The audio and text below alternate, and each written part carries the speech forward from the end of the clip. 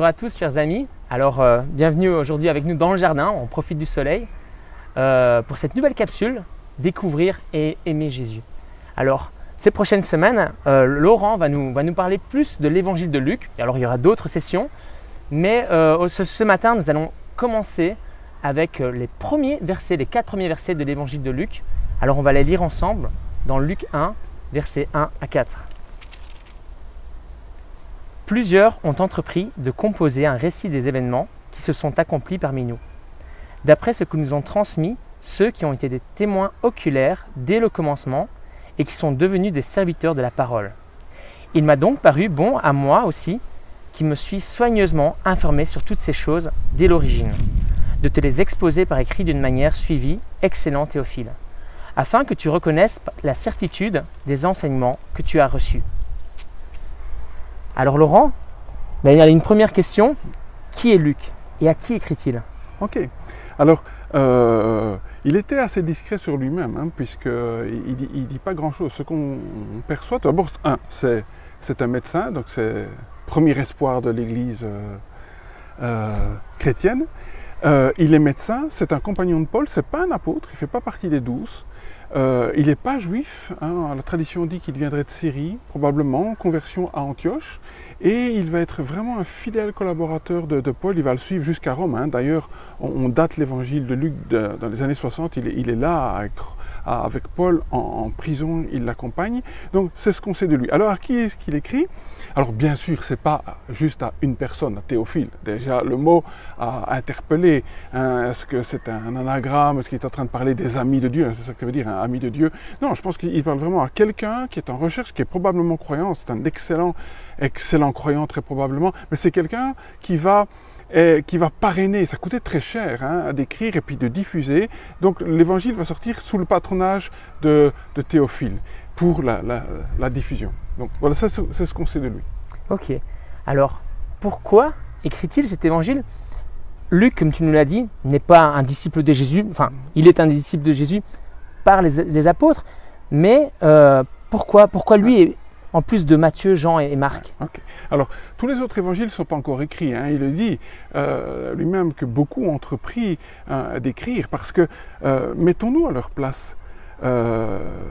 Les 11 sont là, les 12, et ils partent et ils annoncent, ils propagent les enseignements de Jésus, le message de l'évangile. Et très vite, pour la croissance de ces églises, s'est fait sentir le besoin de compiler qu'est-ce que Jésus a dit. Il y avait toute une tradition orale et on a compilé, on a écrit ces choses. Et puis l'esprit, c'est intéressant de savoir que c'est Luc qui va parler le plus de l'esprit, même s'il ne le dit pas en introduction, c'est poussé par le Saint-Esprit qui va le faire. Ça, c'est très clair.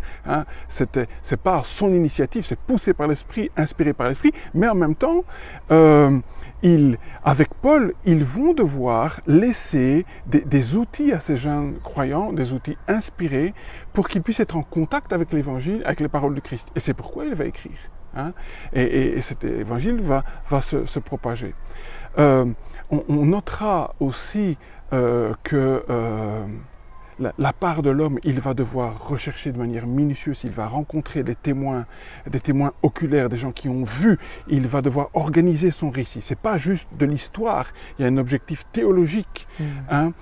Il va soigneusement mettre entre les mains un outil, quelque part, bien sûr, il y a déjà l'Ancien Testament, mais pour ces peuples non juifs, en première main, ils auront besoin des paroles de Christ, et c'est ce qu'il va faire. Il va aller trouver les témoins oculaires. On voit qu'il va faire un travail scientifique. C'est là, par exemple, qu'on va voir il a certainement rencontré Marie. Et donc, c'est dans cet évangile-là qu'on va voir les réactions de Marie.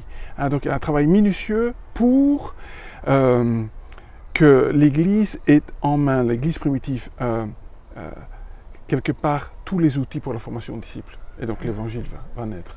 Tu as parlé des objectifs théologiques, des objectifs pour l'Église à ce moment-là, et pour nous alors, et pour nous Laurent. Ok. Alors moi je voudrais juste encore attirer votre attention sur, il dit cher Théophile, je veux que tu reconnaisses la certitude de ce que je vais te donner. Pas simplement parce que j'ai fait un travail minutieux, hein, mais parce que ce que je t'enseigne, c'est la certitude. Et le mot grec est très intéressant. On l'utilise. C'est le mot asphaléa, l'asphalte. En fait, il est en train de dire... Théophile, ça vaut la peine que tu diffuses cela parce que ce que Jésus a fait, a enseigné, a accompli, c'est du solide, c'est de la certitude. La jeune Église pagano-chrétienne avait besoin vraiment de comprendre que ce qu'ils croyaient, nous qui cherchons à découvrir Jésus, à aimer Jésus, c'est pas juste des révélations tellement émotionnelles, ça repose sur des certitudes. Et pour nous, je trouve ça tellement encourageant de savoir que ce que nous croyons, ce sur quoi nous construisons nos vies, les choix que nous posons dans une société qui offre tellement de choix, parfois tellement opposés à la volonté de Dieu, que nous ne le faisons pas parce que un gourou a ressenti cela, ou ceci ou cela, mais il y a pour nous une base solide. Et parfois, certains théologiens vont contester, oui, mais quand il parle de Quirinius, et de ceci, cela, on voit qu'il a fait une recherche sérieuse.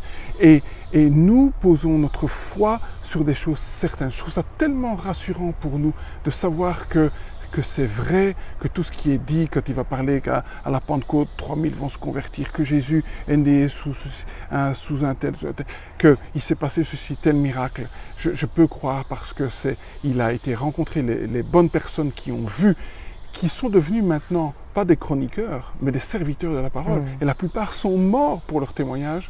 Ce que nous croyons, quand je découvre Jésus, ce n'est pas juste des choses que je ressens. Oui, je peux les ressentir, mais elles sont fondées sur des choses, sur de l'asphalte, sur du solide. Une certitude pour nos vies. Ouais. Merci Laurent. Allez, soyez encouragés.